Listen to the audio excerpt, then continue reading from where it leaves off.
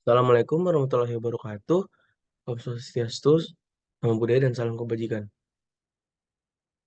Oke, sebelumnya saya izin memperkenalkan diri. Nama saya Aldi Nugraha Ihsan dengan NPM 2206061526 dari angkatan 2022 program studi Teknik Mesin dan kelas metode numerik 03. Oke, di sini saya akan mencoba mereview atau menjelaskan materi di perkuliahan minggu ketiga oleh PADAI, yaitu atau optimisasi. Kayak sebelumnya apa sih itu optimisasi? Optimisasi itu adalah proses membuat sesuatu menjadi seefektif atau seefisien mungkin gitu. Jadi di berbagai bidang seperti biasanya engineering atau keteknikan, matematika, rekayasa, ekonomi atau bahkan ilmu komputer, optimisasi atau optimization ini merupakan pencarian solusi terbaik di antara sejumlah solusi-solusi yang layak atau yang bisa kita gunakan gitu.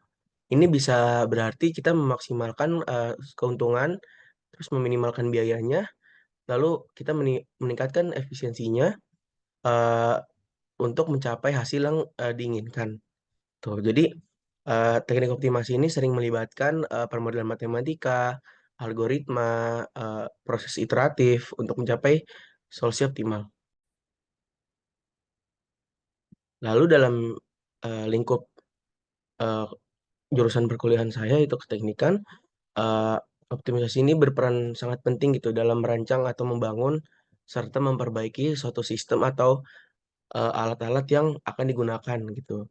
Jadi menurut saya optimisasi ini bisa terbagi menjadi banyak ya. Ada optimisasi di desainnya atau optimisasi di dalam prosesnya, optimisasi di dalam materialnya, energinya, lalu strukturalnya juga mungkin. Jadi kalau menurut saya optimisasi desain ini suatu engineer mencari desain terbaik untuk suatu produk atau struktur terbaik itu seperti apa? Terbaik itu bisa dikatakan seefektif dan seefisien mungkin dari berbagai faktor gitu, seperti faktor kekuatannya, keamanan, cost-nya, atau bahkan kinerjanya seperti itu. Oke, untuk yang kedua, menurut saya dalam optimisasi proses. Nah, optimisasi proses ini memperbaiki proses produksi atau operasi untuk meningkatkan efisiensinya, produktivitasnya, dan sambil meminimalkan limbah atau biaya yang akan kita keluarkan seperti itu. Selanjutnya, optimisasi material. Optimisasi material ini kita memilih suatu material yang sesuai untuk suatu aplikasi atau proses atau alat tertentu gitu. Dengan mempertimbangkan yang tadi sifat mekanik, thermalnya, dan cost-nya, limbahnya. Seperti itu. Untuk optimisasi energi itu sendiri itu kita mengurangi konsumsi energi dalam suatu sistem atau alat dalam engineering uh, dengan menggunakan teknologi yang lebih efisien. Kita mengoptimalkan penggunaan energi yang ada atau proses yang bisa kita lakukan di suatu alat gitu. Itu untuk optimisasi struktural ini seperti meningkatkan kinerja struktur, seperti bangunan. Tapi ini menurut saya di dalam bidang teknik sipil ya, kayak seperti mengoptimalisasikan suatu jembatan atau bangunan atau atau bahkan kendaraan itu sendiri. Jadi dengan memperbaiki distribusi bebannya atau distribusi geometrinya untuk minimalkan berat atau memaksimalkan kekuatan dari jembatan atau bahkan kendaraan itu sendiri seperti itu. Oke. Selanjutnya saya akan memberikan satu studi kasus nih. Misalnya ada suatu perusahaan dia sedang merancang turbin angin baru untuk meningkatkan efisiensi renewable energy atau energi terbarukan. Nah, perusahaan ini tuh ingin memastikan desain turbin yang optimal untuk menghasilkan daya yang maksimal dengan biaya produksi yang terbilang kecil ya atau terkendali. Jadi langkah-langkah yang harus dilakukan nih seperti apa gitu. Langkah yang pertama tuh eh, kita harus menggunakan perangkat lunak pemodelan untuk membuat model matematika dari turbin angin yang mencakup variabel seperti bentuk bilahnya, sudut serangnya, dan kecepatan angin.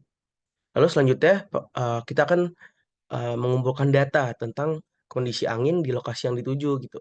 Properti material yang akan digunakan juga kita harus pikirkan ya, serta cost-nya. Kembali lagi, kalau ingin melakukan suatu optimisasi, kita akan membuat alat alat itu tuh seefektif dan seefisien mungkin.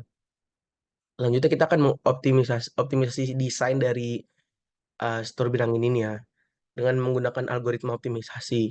Kayak mereka menjalankan suatu simulasi untuk mencari uh, mana nih parameter desain yang memberikan daya atau memberikan energi yang maksimal, tapi biaya produksinya atau cost-nya itu minimum gitu, jadi kecil.